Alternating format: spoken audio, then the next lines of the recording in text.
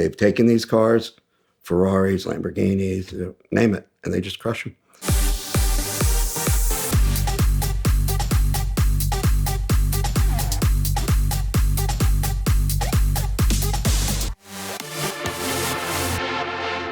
I spent some time in Puerto Rico. They have some unique laws, although some people don't think it's America. It is. They have a half-mile event every year. People come from everywhere. Guys from the States, underground racing brings a Lambo. People from all over the country of Puerto Rico and from outside come to this event. And they have a unique law regarding racing, which is if you get caught, not only do they arrest you, they impound your car and they crush it on video to send a message, obviously. So I was on my way to the half-mile event, driving through a town called Arecibo on the way. A friend of mine was behind me in a GT2, and he was racing a Lambo. I called him because I was ahead of him. I said, dude, you got to slow down in Arecibo. There's cops everywhere. They're expecting us. Well, he did not heed my advice, and he and the Lambo got pulled over. They got arrested. And he was looking at losing. This was a brand new GT2, like a $300,000 car, and they were going to crush it. Luckily for him, he walks in, and the chief of police is there. He's like, David, what are you doing here? You know better than to speed or race here. But he's actually an honorary captain. The chief says, let me see what I can do. Talks to the officers and come back. He says, David, take these two guys out for a steak dinner tonight, and we're just going to charge you with speeding. Everybody left, shook hands, everybody was happy. But real risk, and they've done it. They've taken these cars, Ferraris, Lamborghinis, name it, and they just crush them, which really hurts to see. I mean, at least sell it at auction and raise some money for the families of deceased law officers or something. But regardless, so that's one of the unique laws, and none of my friends have had their cars destroyed, but I have been shown some videos. It's not a fairy tale. It's the law. Puerto Rico's got some very unique civil laws as well. So, no, I would imagine, and I'm not admitted to practice law in Puerto Rico, so I'd have to look it up, but I would imagine that they could do it, and then the bank is going to have to come after the owner. Similarly, in many states, if you commit a felony in a vehicle, they take the car, although they don't crush it. So that's kind of the end of the story once it's crushed. This is really interesting and why I didn't open a ticket clinic in Puerto Rico.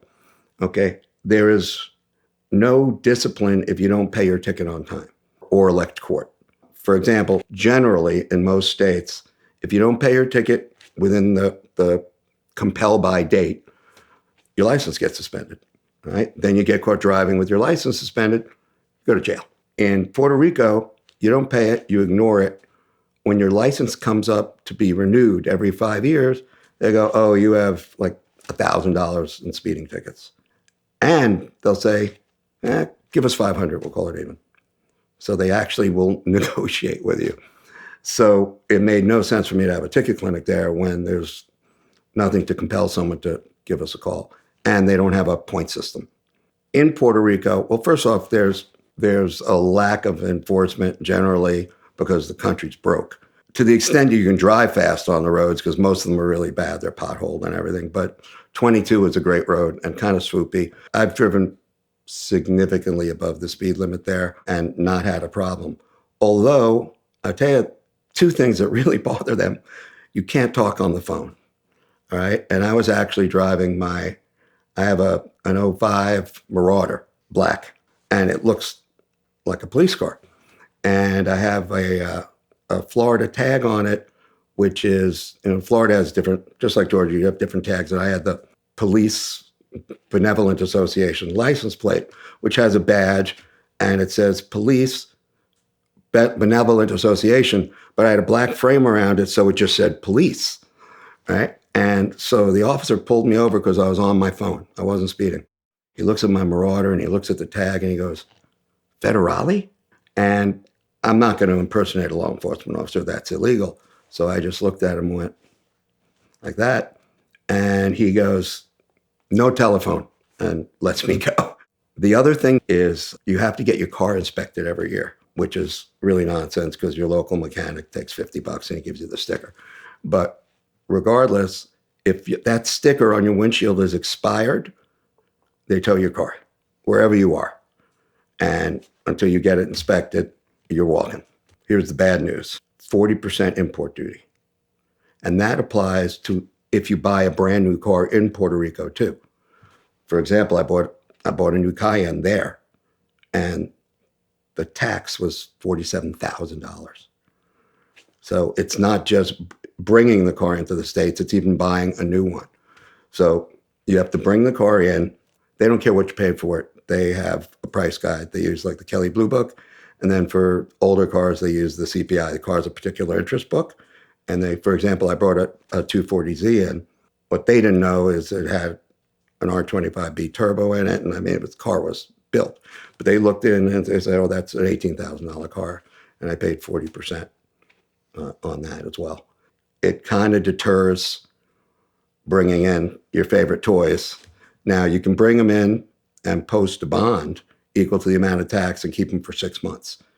And then you send them back and they release the bond. So that's one way of kind of enjoying your cars and rotating them. But like I said, the roads aren't epic. So it just wasn't worth it to me. Although there are guys, there's a guy that lives down the street from me, has a brand new SF90. He's got an 812 Competizione, and he paid it. And of course, the problem is down the road, if you want to sell it to a worldwide audience, you're 40% upside down.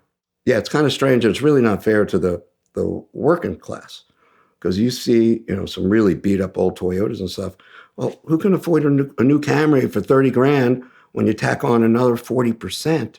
There's been a lot of push to change that, but nothing ever gets done in that government. So.